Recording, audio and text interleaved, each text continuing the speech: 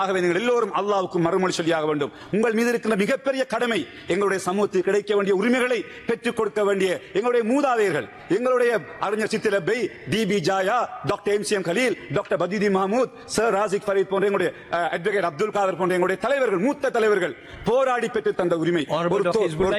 நாங்கள் இனவாதிகள், இனவாதத்தை பற்றி பேசுகின்றோம் என்று எங்களை பார்த்து சொல்கிறார்கள். நாங்கள் இனவாதம் பேசவில்லை.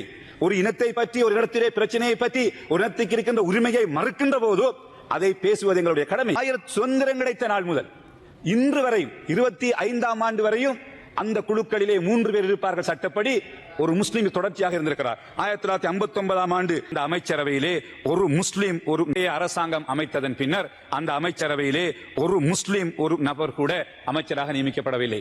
இந்த விடயங்களை பற்றி நாங்கள் பேசிய போதெல்லாம் எங்களுக்கு சொல்லப்பட்ட பதில், முஸ்லீம்களிலே அனுபவம் உள்ளவர்கள் அல்லது தகுதியானவர்கள், குவாலிஃபைடாக்கள் இதில் இருக்கவில்லை என்று அவர்கள் சொன்னார்கள்.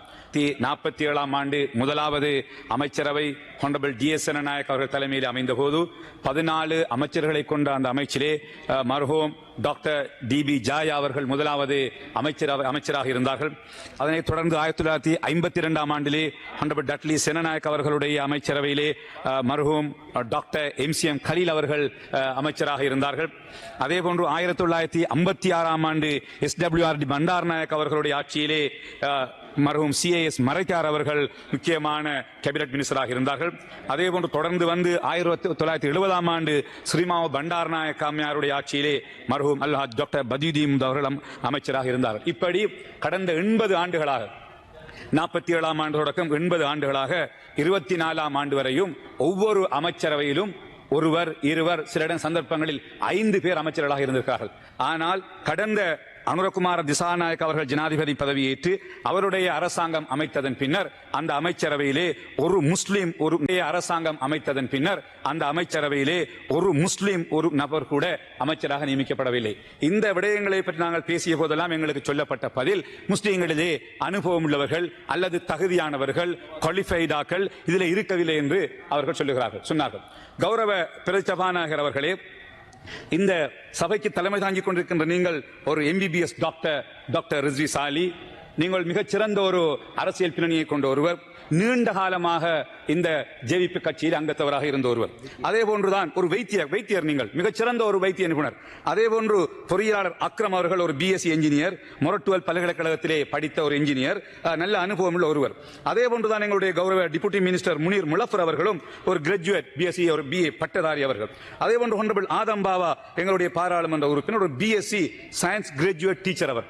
அதே போன்று ஹானரபிள் அஸ்லம் அவரும் ஒரு பட்டதாரி, ஒரு ஆசிரியர்.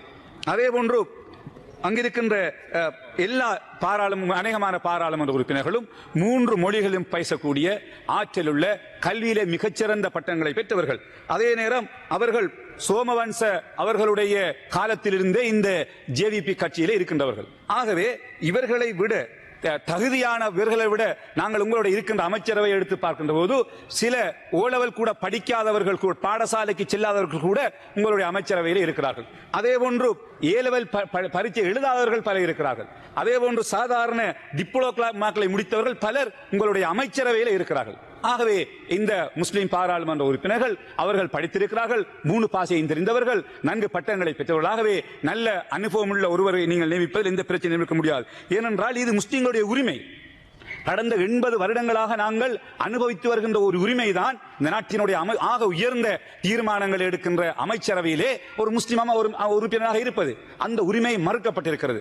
அதனைத் தொடர்ந்து பல குழுக்கள் நியமிக்கப்பட்டிருக்கிறது, பல ஆணைக்குழுக்கள், பல கமிஷன்கள், குறிப்பாக கல்வி அமைச்சிலே பல நியமனங்கள் இடம்பெற்றிருக்கிறது. ஆனால் அநேகமான குழுக்களிலும் அந்த முஸ்லிம் உறுப்பினர்கள் நியமிக்கப்படாமை மிக ஒரு கவலையான ஒரு சம்பவமாகும். அதே போன்றுதான் இறுதியாக இப்பொழுது எல்லை நிர்ணய ஆணையக்குழு நியமிக்கப்பட்டிருக்கிறது. இந்த எல்லை நிர்ணய ஆணைக்குழு என்பது ஒரு முக்கியமான ஆணைக்குழு. கௌரவ சபாநாயகர் அவர்களே, இது இந்த நாட்டினுடைய பாராளுமன்ற தேர்தல்கள் வருகின்ற போது எல்லைகளை பிரிப்பதற்காக ஜனாதிபதியால் சட்டத்தால் நியமிக்கப்படும் ஆணைக்குழு. அந்த ஆணைக்குழுவும் சுதந்திரம் கிடைத்த நாள் முதல் இன்று வரையும் 25ஆம் ஆண்டு வரையும் அந்த குழுக்களிலே 3 பேர் இருப்பார்கள் சட்டப்படி. ஒரு முஸ்லீம் தொடர்ச்சியாக இருந்திருக்கிறார். 1959 ஆண்டு கவர்னர் ஜெனரல் நியமிக்கின்ற போது MA சத்தார் மரைக்கார் என்கின்ற ஒருவர் அந்த குழுவிலே இருக்கிறார். 3 பேரிலே 1974 ஆண்டு ஷாகுல் ஹமீத் முகமது ஜுபைர் என்பவர் அன்று ஜனாதிபதியால் நியமிக்கப்பட்டு அந்த குழுவிலே இருக்கிறார். 1988 ஆண்டு அப்துல் மஜீத் முகமது ஷஹாப்தீன் AMM ஷஹாப்தீன் அவர் அந்த தேர்தல் ஆணைய குழுவிலே இருக்கிறார். அதனைத் தொடர்ந்து கடைசியாக இருந்த குழுவிலே முன்னாள் செயலாளர் ஷேக் அமீர் அவர்கள் இருக்கிறார். இப்படி 80 ஆண்டுகளாக நாட்டினுடைய நான் இந்த முழு தகவல்களையும் நான் இந்த சபையிலே ஒப்படைக்கின்றேன். கௌரவ சபாநாயகர் அவர்களே, இந்த யார் இந்த குழு எப்பொழுது நியமனம் எல்லாம் என்னிடத்திலே இருக்கிறது. அது 80 ஆண்டுகளாக நாங்கள் அந்த உரிமையை அனுபவித்து வருகிறோம். அந்த எல்லை நிர்ணய ஆணைக்குழுவிலே ஒரு முஸ்லீம் ஒருவர் தொடர்ச்சியாக நியமிக்கப்பட்டு வந்திருக்கிறார். ஆனால் இந்த ஆட்சியில மட்டும் ஜனாதிபதிகள் 3 பேரை நியமித்த போது 2 சிங்கள சகோதரர்களையும் ஒரு தமிழ் சகோதரர் நியமித்திருக்கிறார். ஒரு முஸ்லீம் அந்த முதல் தடவையாக ஒரு முஸ்லீம் நியமிக்கப்படாமல் வேறு இனத்தைச் சேர்ந்த இடத்துக்கு நியமிக்கப்பட்டிருக்கிறார். அது தொடர்பிலே நான் நேற்று முன்தினம் பாராளுமன்றத்திலே கேள்வி எழுப்பிய போது கௌரவ பிரதம அமைச்சர் அவர்கள் the qualified persons இல்லை, தொழில்நுட்பம் தொடர்பான ஆட்கள் இல்லை, ஆகவேதான் அவர்களை நாங்கள் நியமிக்கவில்லை என்று அவர் சொன்னது மிகவும் கவலையாக இருக்கிறது. தொடர்பான ஆட்கள் இல்லை, ஆகவேதான் அவர்களை நாங்கள் நியமிக்கவில்லை என்று அவர் சொன்னது மிகவும் கவலையாக இருக்கிறது. ஏனென்றால் இந்த செய்திகளை வெளியிலே கேட்பவர்கள் அமைச்சரவையில் இருப்பதற்கு முஸ்லிம்களுக்கு தகுதி இல்லை, இந்த எல்லை நிர்ணய ஆணைக்குழுவிலே இருப்பதற்கு முஸ்லிம்களுக்கு தகுதி இல்லை என்ற ஒரு பிழையான செய்தியை கொடுக்கும் கௌரவ சபாநாயகர் அவர்களே. உண்மையிலேயே தேர்தல் திணைக்களத்திலே வேலை செய்கின்ற மிக சிரேஷ்ட உத்தியோகத்தர்கள் வேலை செய்தவர்கள் முஸ்லிம்கள் இருக்கிறார்கள். அதே போன்று ஜியோகிராபி அந்த புவியியல் துறையிலே, ஏனென்றால் புவியியல் துறையைச் சேர்ந்த ஒருவர் நியமிக்கப்பட வேண்டும். இப்பொழுது நியமிக்கப்பட்டவரை விடவும் அனுபவம் உள்ள பேராதனை பல்கலைக்கழகத்திலே பேராசிரியர் கடமையாற்றிய பேராசிரியர் நௌஃபல் அவர்கள் இங்கே இருக்கிறார்கள். அவர் ஒரு மேப்பிங்லே இலங்கையிலே one of the expert, digital மேப்பிங்லே அவர் செய்த ஒருவர், பேராதனை பல்கலைக்கழகத்துடைய சிறந்த ஒரு பேராசிரியர் அப்படியானவர் இருக்கிறார். அதே போன்று நிர்வாக உத்தியோகத்தர்கள் என்று வருகின்ற போது முன்னாள் செயலாளர் கடைசியாக கடந்த 2-3 மாதங்கள் வரையும் விஞ்ஞான தொழில்நுட்ப அமைச்சினுடைய செயலாளர் கடமையாற்றிய ஷேக் நபவி அவர்கள் இருக்கிறார்கள். முன்னாள் இந்த ஆணைக்குழு கடமையாற்றிய செயலாளர் அமீர் இருக்கிறார். இப்படி பலர் இருக்கிறார்கள். ஆகவே தகுதியானவர்கள், 3 பாஷையும் தெரிந்தவர்கள், மிக தெளிவானவர்கள் இருக்கின்ற போதெல்லாம் ஏதோ ஒரு காரணங்களை சொல்லக்கூடாது. இது எங்களுடைய உரிமை. 80 வருடங்களாக இந்த சமுதாயம் அனுபவித்து வருகின்ற உரிமை. இது நாங்கள் இந்த காரணம் கொண்டு விட்டுவிடக்கூடாது.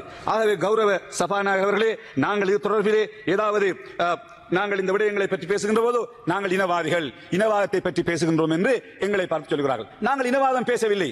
ஒரு இனத்தை பற்றி, ஒரு இடத்திலே பிரச்சனையை பற்றி, ஒரு இனத்துக்கு இருக்கின்ற உரிமையை மறுக்கின்ற போது அதை பேசுவது எங்களுடைய கடமை. எனக்கு வாக்களித்த மக்கள் எனக்கு சொன்னதெல்லாம் உன்னுடைய சமூகத்துக்காக நீ பேசு, முடியுமான ஒரு சமூகத்தில் உரிமைகளை பெற்றுக் கொள்வதற்காக நீ போராண்டுதான் எங்களுக்கு வாக்களித்திருக்கிறார்கள். ஆகவே எங்களுடைய கடமை. ஆகவே கௌரவ சபாநாயகர் அவர்களே, அரசாங்கத்திலே இருக்கின்ற முஸ்லிம் எம்பிக்கள், இது நீங்கள் இருக்கிறீர்கள், நாங்கள் கடந்த ஆண்டுகளில் இருந்தோம், நாளை இன்னும் வருவார்கள்.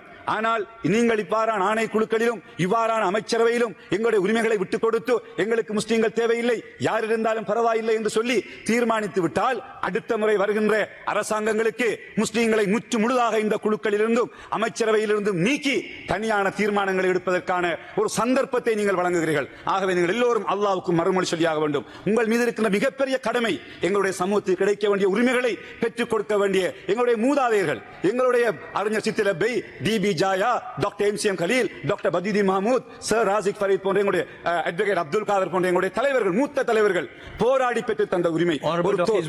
தொப்பியை போட்டுக்கொண்டு நீதிமன்றத்துக்கு சென்ற போது துருக்கு தொப்பியுடன் கோட்டுக்கு வரக்கூடாது என்று சொன்னபோதுதான் அட்வொகேட் அப்துல் காதர் மிகப்பெரிய போராட்டத்தை செய்து ஒரு தொப்பி போடுகின்ற உரிமையை கூட அவர் எங்களுக்கு பெற்றுத் தந்தார். ஆகவே கௌரவ பிரதி சபாநாயகர் அவர்களே, கௌரவ பாராளுமன்ற உறுப்பினர்கள் இந்த விடத்திலே கவனம் செலுத்த வேண்டும். யாரும் ஆட்சி செய்யலாம், ஆனால் எங்களுடைய பிரதிநிதித்துவத்தையும் எங்களுடைய உரிமைகளையும் பாதுகாப்பது எங்களுடைய கடமையாகும். நாங்கள் இனவாதம் பேசவில்லை. சில சில்லறைகள், கேவலம் பிரதேச வைக்க கூட போக முடியாத சில்லறைகள் எல்லாம் குப்பைகள் எங்களை பற்றி இனவாதிகள் சொல்கிறார்கள். எங்களுடைய உரிமை, எங்களுடைய சமூகத்தினுடைய பிரச்சனைகளை பற்றி பேசுவது எங்களுடைய கடமை. அந்த அடிப்படை நாங்கள் பேசிக் கொண்டிருக்கிறோம். ஆகவே கௌரவ சபாநாயகர் அவர்களே, இந்த விடயத்திலே கௌரவ முஸ்லிம் பாராளுமன்ற உறுப்பினர்கள், அரசாங்கத்திலே இருக்கின்ற பாராளுமன்ற உறுப்பினர்கள் ஜனாதிபதியோடு பிரதமரோடு அரசாங்கத்தோடு பேசி எங்களுடைய உரிமைகள் நிலைநாட்டப்படுவதை எந்த ஒரு சூழ்நிலையிலும் எந்த காரணங்களை சொல்லியும் எங்களுக்கு வழங்கப்பட்ட உரிமைகளை இல்லாமலாக்குவதற்கு உதவி செய்யக்கூடாது என்று கேட்டு விடைபெறுகிறேன். நன்றி.